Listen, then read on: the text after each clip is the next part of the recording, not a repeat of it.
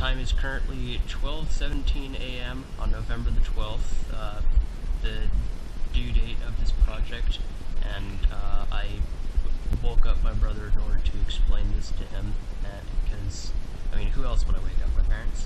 Anyways, okay, so Wolfie, right here, do you know what this is? Something like that. Okay, so this is a model of the integumentary system. The integumentary system is your skin. Now, this model in particular would be on either your hands or your feet, because it includes the lucidium. You see, normally the skin has about 4 layers, but on your hand there and your feet there are 5, and that's so that way they can move and have more elasticity and stuff like that. So this would be like a model of all of those skin layers: the corneum that acts as a barrier, the lucidium that provides elasticity that I explained, the granulosum, which pushes the almost dead cells to the surface to replace your shed skin. You shed a lot of skin. We also get the stratum spinosum, which, you know, binds things together. And then the stratum basale, which is a modified form of this that's at the very bottom that protects against those harmful UV rays and lights and stuff like that. It also produces melanin, which is something that darker skinned people have more of, and it also gives you that sweet, sweet tan in order to shield yourself against more harmful UV lights. It's like nature's natural sunscreen. Alrighty, and here is what can happen if you don't take care of your skin, because your natural sunscreen can only produce so much. Will you please stay away from me? I'm only doing one take of this. The first sign of it would be a pre-existing mole, or that just mutates into this, or just something like this out of nowhere. It's asymmetrical, it's dark in some spots, light in other spots, multicolored, and that's an effect of those UV lights doing too much harm onto your body.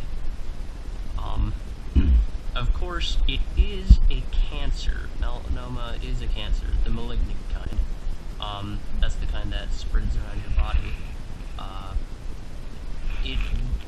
They're really, the only way you can treat it is to have some surgery to basically like jip a large chunk of that skin out so that way it doesn't spread anywhere anymore. That's in the early stages. Otherwise, radiation therapy.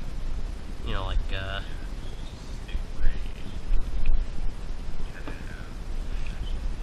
yeah, something like that. It's a lot of radiation. Right, so of course, yeah. Alright, so here is just a very, very awesome looking model of what would be below the epidermis.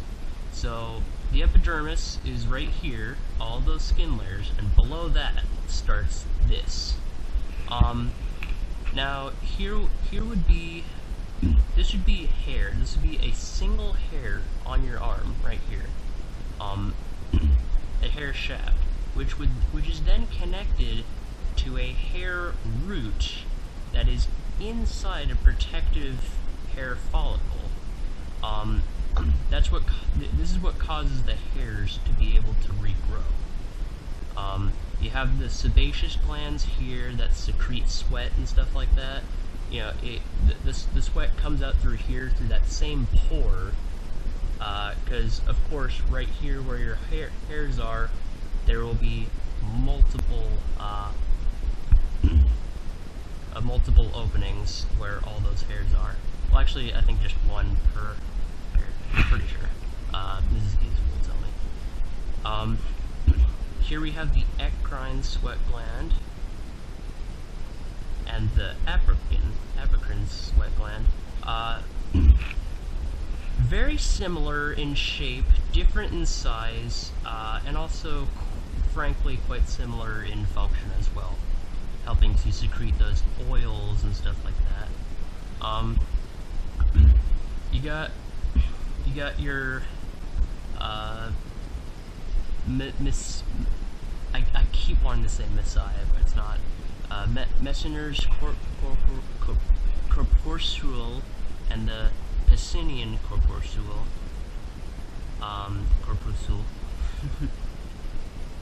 And yeah, also your veins, the arteries.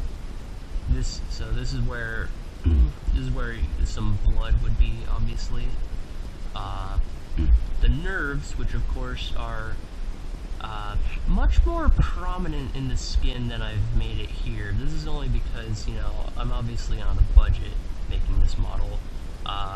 Imagine that these are like everywhere but in the background, basically. And there you have the adipose, this stuff down here, which would then be the beginning of the hypodermis, which is also where a lot of nerves are. So this is the nerves, and it's connected down here to then where like your nervous system would begin. So this is barely even like the smallest fraction of it. Also,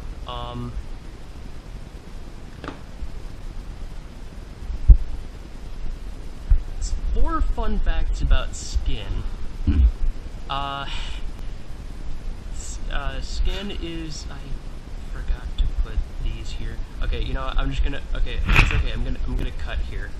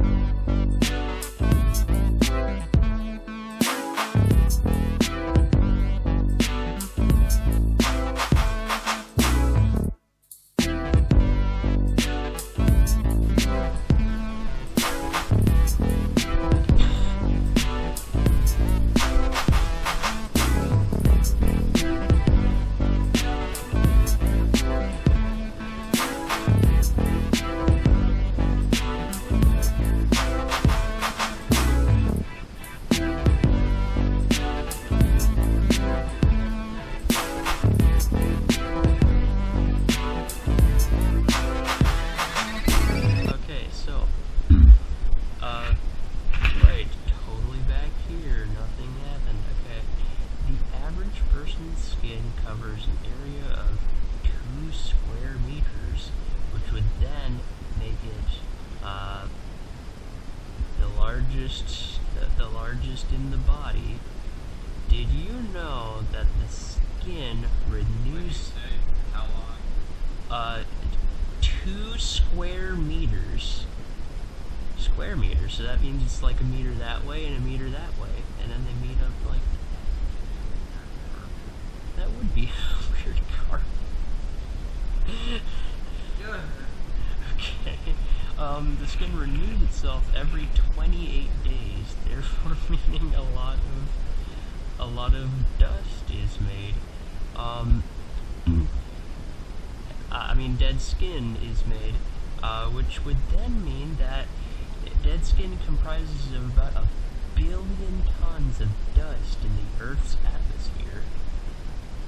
That's just dead skin. That's from people alone. There are other animals with skin too, kinda. And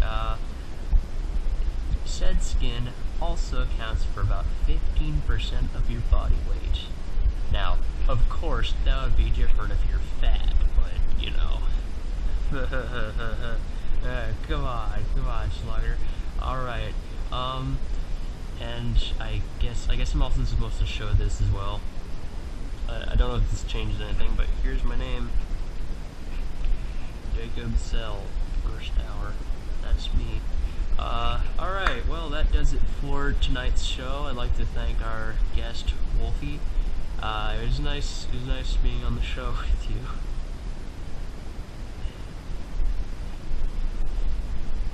Alrighty, well, that's it for me. Good night. Yeah.